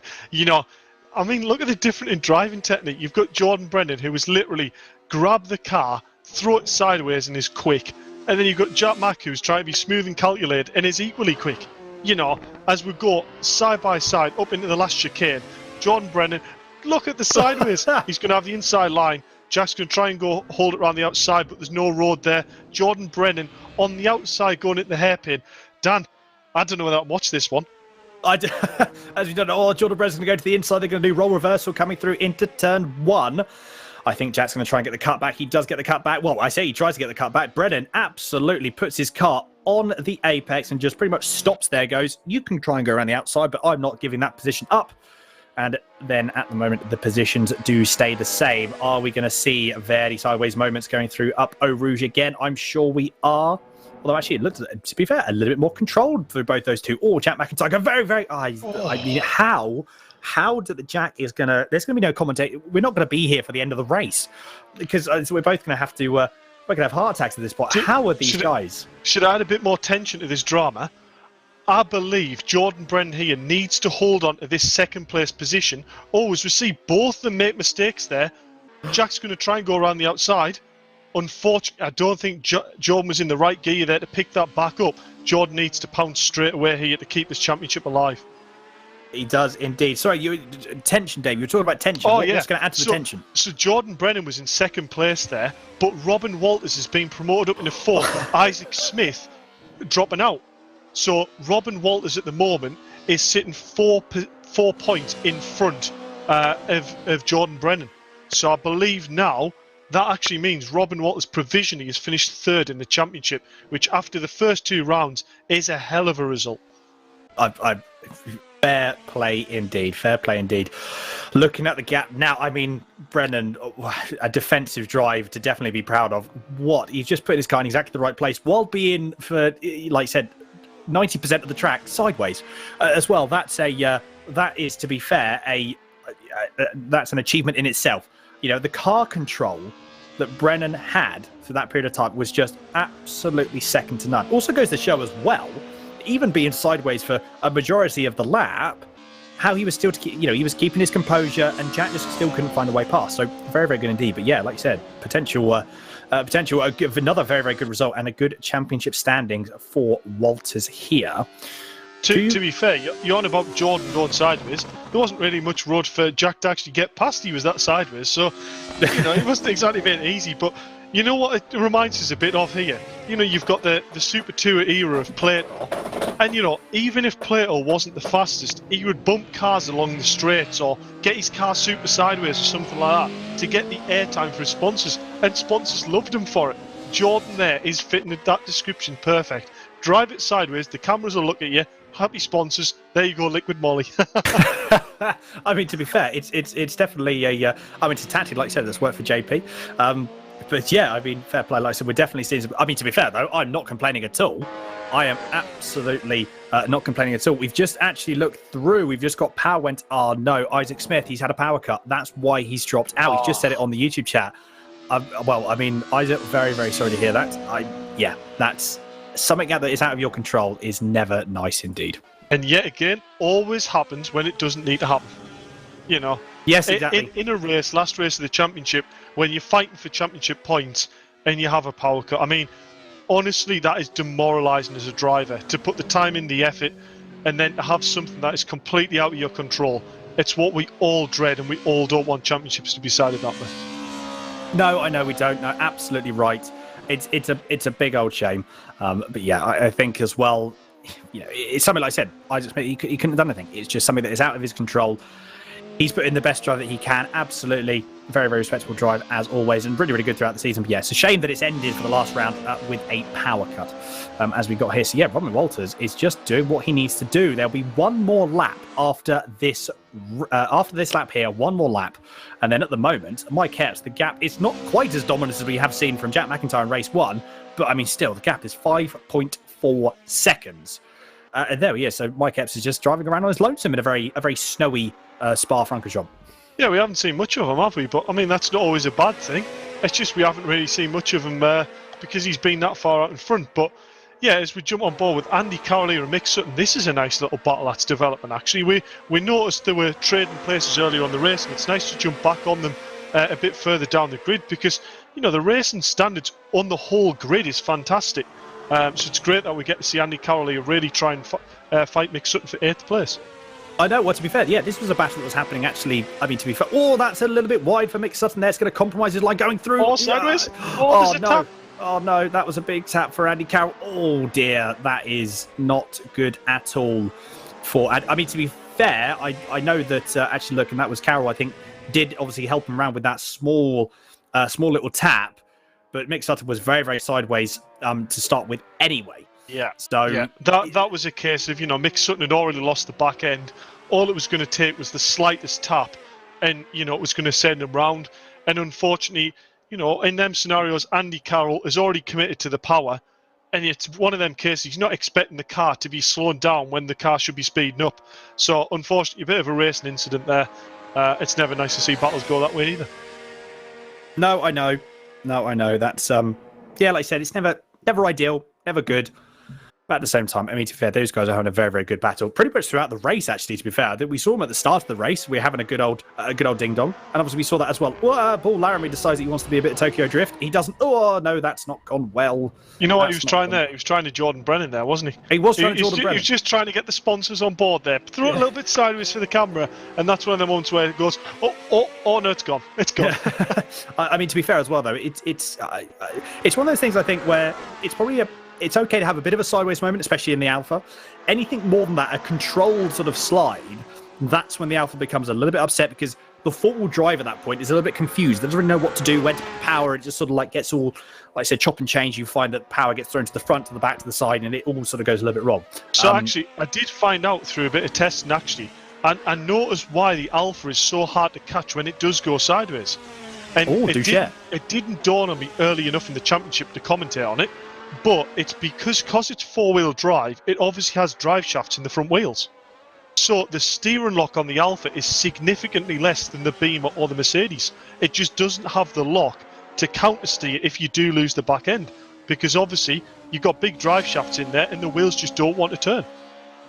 Or they run out of lock, sorry, because of the CV boots. So there you go. Well, I mean, you know what? I mean, as you say, it makes sense. But yeah, well, there we go. So that'll be why.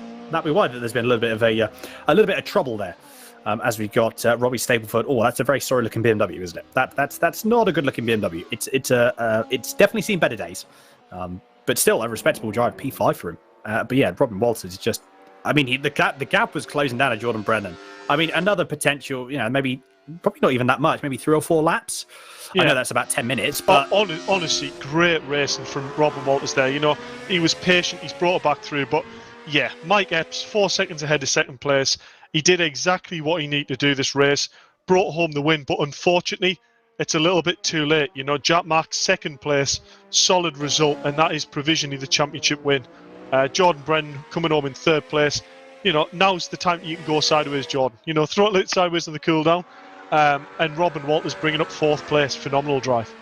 Yeah, very good stuff indeed. Very good indeed. Max Edmondson in P6 with Dorman 7th, as you can see currently on your screen now, going to the bus stop for the final time with Carroll in P8.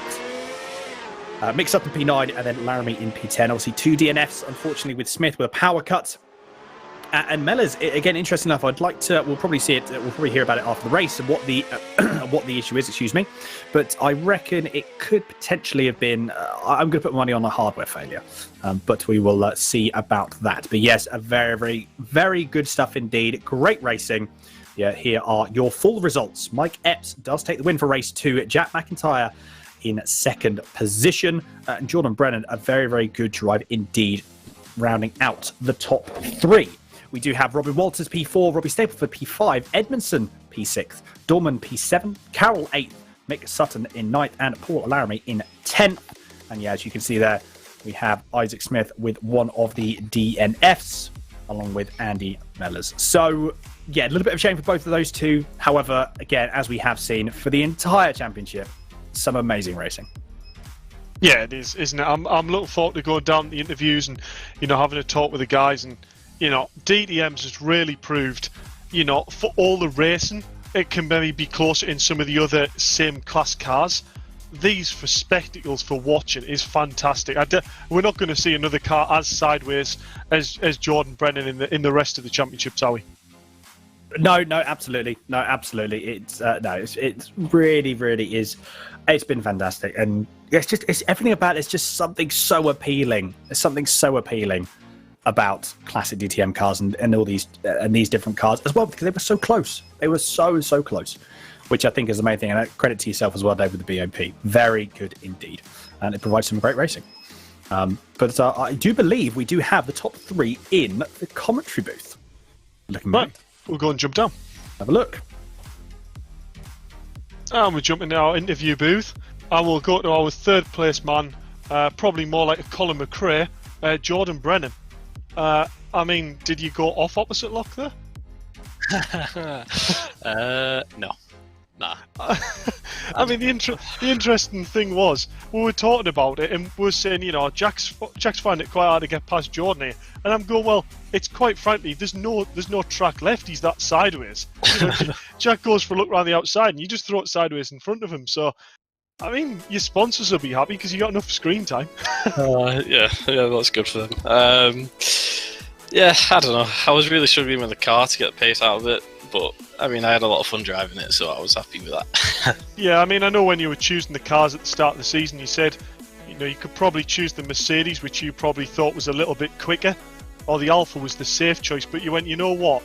I want to choose the Beamer because it's the most fun, that car that I think it is, and why not choose something that you find fun rather than what necessarily might be the quickest? And you definitely proved that today, but you definitely didn't make it easy for Jack, did you?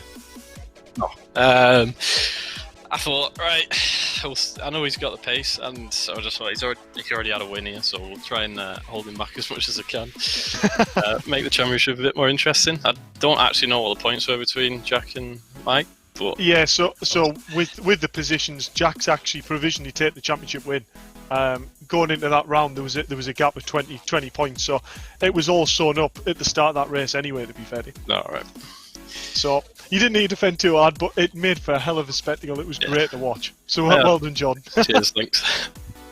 And on to our second place man, Jack Mark, and provisionally the championship winner. Well done, Jack. I mean, it was probably quite entertaining for you to watch that as well, was it?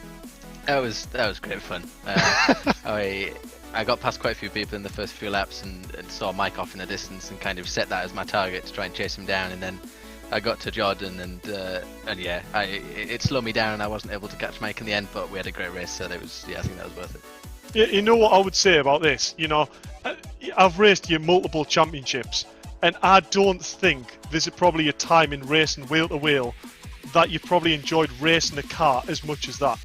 Like, you know, that skating feeling where you get a little bit sideways, you lose a bit of a run, but then you gain it back. These cars just seem so good for all the probably frustrating to drive. They're mega for racing, aren't they? Yeah, they were brilliant. Like there were moments there where I think we were both totally sideways around corners, and it was, you know, you're not really supposed to race like that, but it was, yeah, it's so much fun. It's a refreshing change from like the formula car that we did last time round, where it was a bit more, you know, kind of hit your braking points, hit your turning points, and go. You can really drive these cars. You know, like no two laps are the same in these, and you can get pace out of them in a lot of different ways. So it's, yeah, I loved it, as you can probably tell. Well, I think there was almost a glimpse of a smile on as you were battling, which is definitely a sign that, you know, you're relaxed and you're enjoying in the car. But I presume you signed up to do the TTs in the following championship. I mean, how are you looking forward to that with, you know, the push to pass feature? You know, it's one of them cars that really, you know, for anyone watching who doesn't understand the car, you know, it's essentially a touring car, but then completely messes with your racecraft because you've got opportunities where you can use a button to get an extra 50 horsepower on demand. Yeah, it was. If I'm completely honest, I'm not looking forward to it too much. I think in the little mini season we did a few months ago in the TTs, I was a bit crap. I didn't really get on with it too much, but I'll just have to put some effort in at the start of this series and try and get a hold of the car. But yeah, it'll be super interesting. The push to pass makes it a lot about strategy as much as it is about just raw pace. So yeah, it'll be a good end to the series. Put it that way. Yeah, I'm looking forward to it. It's nice that, you know, we've done a slight track change to really, you know, sort of boast the feature of the car, if you like, you know, tracks with a lot more straight on. So yeah, well done, Jack. You know, you secured a championship there. It's looking good for your League of Championship points as well. So look forward to see how you do in the TT. Brilliant. Cheers, mate. Cheers. And on to our race winner. It was a bit of a quiet race, wasn't it, Mike, at the front? Yeah, I suppose it was. It was one of those where I could see where Jack was in the background, and Brennan did me a favour really by battling it out for a couple laps. It just gave me the breathing space I needed, because no doubt by the last lap it may well have been a little close had I made a mistake or two. So yeah, the Alpha around here, it's got its perks. It's great off the slow corners, and yeah, you can stamp the throttle down and get mega exits, but yeah, it just sucks in a straight line, and it's a little bit too boaty. And so yeah, that first lap for me was an absolute hack. I had to get a good lead, try and get myself up as, you know, as far ahead as possible with the time I had to sort of mitigate the gap and the pace that Jack has around here in that car. And yeah, just looking at how he was drifting it after the race as well. You'd think a four-wheel drive car, you could have some fun doing that, but it hasn't got enough power for the amount of grip it's got as a four-wheel drive car, so you can't even drift it properly, to be honest. You can, but you kind of just slide off the road. Yeah, I mean, we were actually commenting on that earlier, that, you know, the Alpha has quite significantly the worst steering lock out of all the cars, because obviously it's got its front drive shafts and what have you. So hence why, you know, if you get the Alpha two-sided, it really struggles. But yeah, you definitely punched through the pack at the start there. I think you went from, I think it was probably 6th or 7th on the grid, and by your ruse you were battling for 3rd place. So a phenomenal way to sort of battle through the pack and get done what you needed to do. Yeah, I mean, I was talking to Jack about the TT. Obviously, you haven't driven the TT yet, which is going to be a huge shock for you, because it probably will throw all your race strategy out the window. Quite frankly, you know, it's one of them cars where you put it pole on the grid, with push to pass, and you go, right, we'll use one push per lap, and then you have a guy who's sitting second or third that uses all of them initially to try and get past and then block. So have you got any strategies going into TT and you're looking forward to it? I've got to be honest, I haven't thought much about it yet. I'm fairly familiar with push to pass and KERS and all sorts of extras that cars can have. So for me, that's, it'll be a case of a particular strategy for that car, but I'm fairly good at figuring those sort of things out. So I'm sure I'll be able to have a crack at that. I haven't completely decided whether I was going to do it yet with the amount of stuff going on. But perhaps, given that Jax said he's quite weak in that car, perhaps I might have to think about it now. But a nice bit of rivalry there going into the TTs. Got to provide the fighting talk, yeah. So, but like you said, with the steering lock thing on this car, it's probably why I was spun out in the first race. It wasn't a massive tap to the rear at one, but it was enough in that car that you just run out of steering lock, and you just do this perilous long sort of novice-like spin. And it's very frustrating because you just want that extra 10-15 degrees of steering lock would just pull you out of a lot of situations. So it's been an interesting love-hate affair with this car and this series, but there's certainly been some enjoyable moments, and like you say, from 5th or 6th on the grid, the car's an absolute rocket. You can just battle straight up to the lead and deal with it from there. So were it not for the mistakes at the Nürburgring and probably a slight lack of testing, really, could have gone better. But happy overall.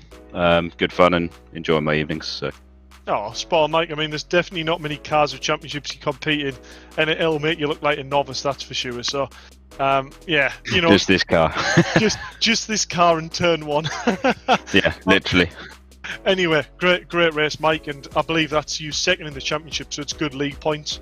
Going for League of Champions, and you've really crawled you up, seeing as how you didn't even compete in the first championship of the league. You've really put your stamp on it, so well done, and we'll look forward to having you in TT.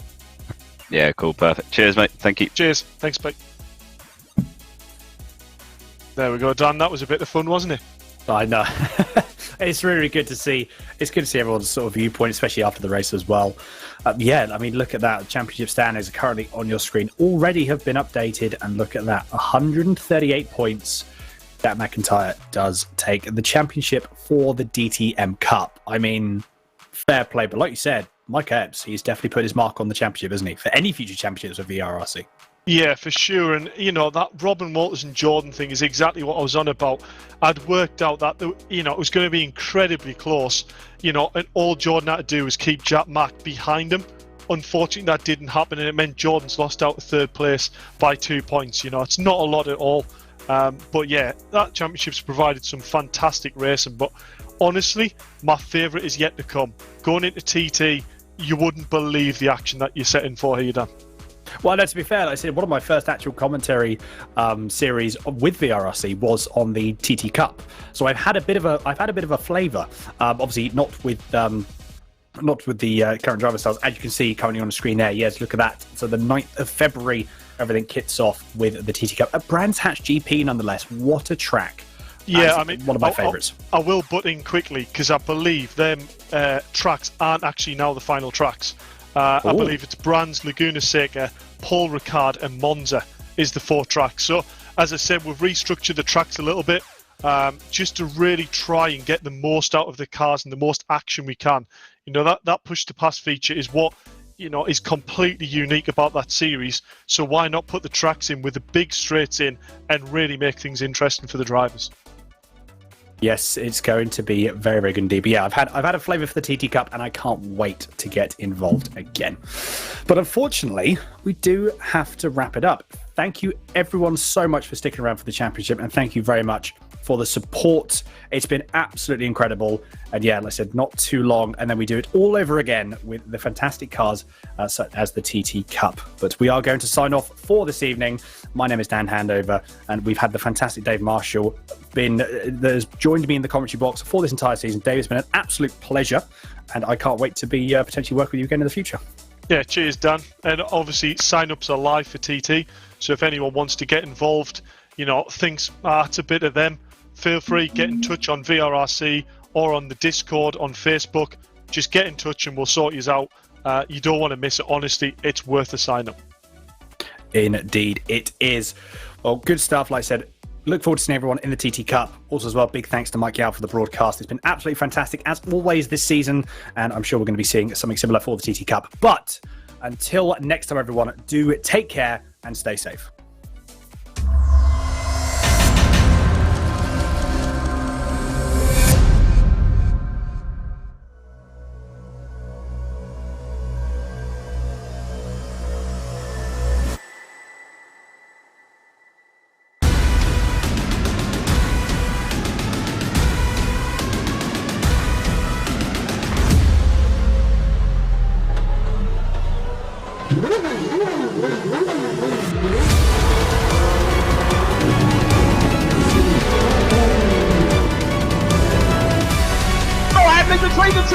The inside of Coates. Gets too heavily involved. And that's Whitehead and Coates.